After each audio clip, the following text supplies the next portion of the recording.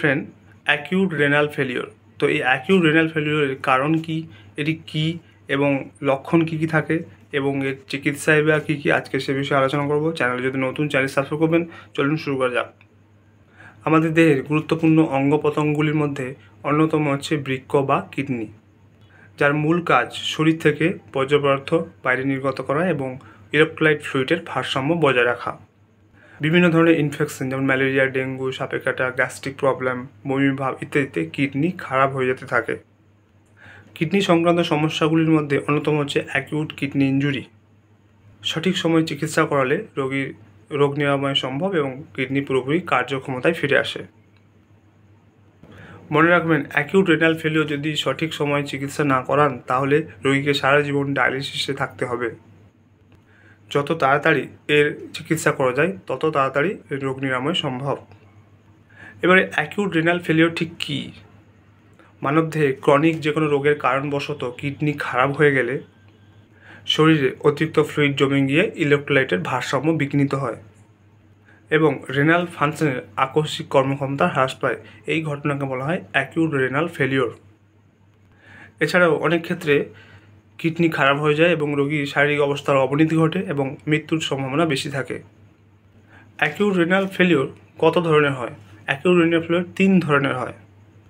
একটা হচ্ছে personal acute renal failure, intrinsic acute renal failure, post renal acute renal failure. Personal acute renal failure ঠিক কী? এক্ষেত্রে কিডনিতে পর্যাপ্ত রক্ত না পৌঁছানোর কারণে রক্ত পরিশুদ্ধ হয় না। এছাড়াও রোগী ভীষণভাবে অসুস্থ হয়ে পড়েন। এই পার্সোনাল অ্যাকিউট রেনাল ফেলিওরের কারণ কী কী? Dehydration, heart failure, sepsis, cirrhosis of liver, অতিরিক্ত রক্তক্ষরণ ইত্যাদি পার্সোনাল অ্যাকিউট রেনাল ফেলিওরের কারণ।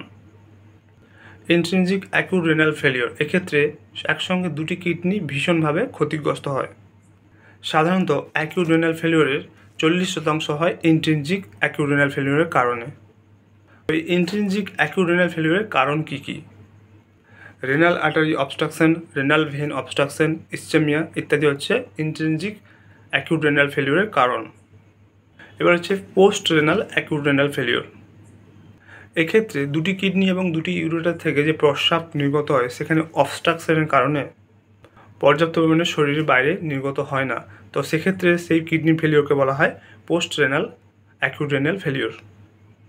তো এই পোস্ট রেনাল অ্যাকিউট রেনাল ফেলিওরের কারণ কী কী? Enlargement of prostate gland, bladder stone, kidney stone, bladder cancer, এছাড়াও নিউরোজেনিক ব্লাডার। এবারে অ্যাকিউট রেনাল ফেলিওর হলে কী কী লক্ষণ হয়? প্রস্রাব ঠিকমতো না হওয়া, শরীরে অতিরিক্ত ফ্লুইড জমার কারণে পা এবং গোড়ালি ফুলে যায়, বমি বমি ভাব বা বমি হওয়া, খিঁচুনি হওয়া, বুকে যন্ত্রণা বা চাপ অনুভব করা, প্রস্রাবের হার কমে যাওয়া, প্রস্রাবের পরিমাণ কমে যাওয়া, আচ্ছন্ন ভাব, শ্বাসকষ্ট, দুর্বলতা, পুরো শরীর ফুলে যাওয়া, খেতে না পারা, এগুলো হচ্ছে অ্যাকিউট রেনাল ফেলিওরের লক্ষণ। এবার এই অ্যাকিউট রেনাল ফেলিওরকে কীভাবে পরীক্ষা করাবেন? এগুলো পরীক্ষা করতে গেলে রক্ত পরীক্ষা করতে হয়, প্রস্রাব পরীক্ষা করতে হয়, এছাড়াও আল্ট্রাসাউন্ড এবং সিটি স্ক্যান করালে এটা ধরা পড়ে যায়। জটিলতা অর্থাৎ সঠিক সময় যদি চিকিৎসা না করেন তাহলে অ্যাকিউট রেনাল ফেলিওর থেকে কী কী হতে পারে?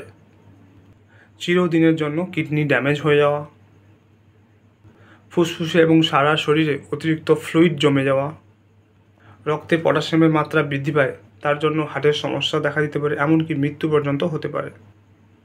এবারে অ্যাকিউট রেনাল ফেলিওর হলে চিকিৎসা কী কী হয় এবং এটাকে কীভাবে বাঁচবেন? অ্যাকিউট রেনাল ফেলিওরের চিকিৎসা নির্ভর করে কী কারণে ফেলিওর হয়েছে তার উপর নির্ভর করে করা হয়। যদি পোস্ট রেনাল এবং ইন্ট্রিনজিক অ্যাকিউট রেনাল ফেলিওর হয় তাহলে ডায়েট করা এবং কিছু ওষুধ খাওয়া এবং জীবনযাত্রার মান পরিবর্তন করে এর চিকিৎসা করা হয়। রোগীকে হসপিটালাইজড করা হয় এবং ওখানে পরিমাণ মতো জল দেওয়া হয় এবং অ্যান্টিবায়োটিক দিয়ে হসপিটালে রেখে ট্রিটমেন্ট করা হয়। Post renal acute renal failure ক্ষেত্রে সার্জারি করা হয়। অনেক সময় প্রয়োজনে টেম্পোরারি হিমোডায়ালিসিস করা যায়। সঠিক সময়ে যদি চিকিৎসা করা যায় তাহলে রোগী সম্পূর্ণরূপে সুস্থ হয়ে যায়। এবারে সতর্কতা কী কী, অর্থাৎ অ্যাকিউট রেনাল ফেলিওর থেকে বাঁচতে কী কী সতর্কতা অবলম্বন করবেন, তাহলে আপনারা অ্যাকিউট রেনাল ফেলিওরের হাত থেকে রেহাই পাবেন। ধূমপান এবং মদ্যপানকে পরিত্যাগ করতে হবে।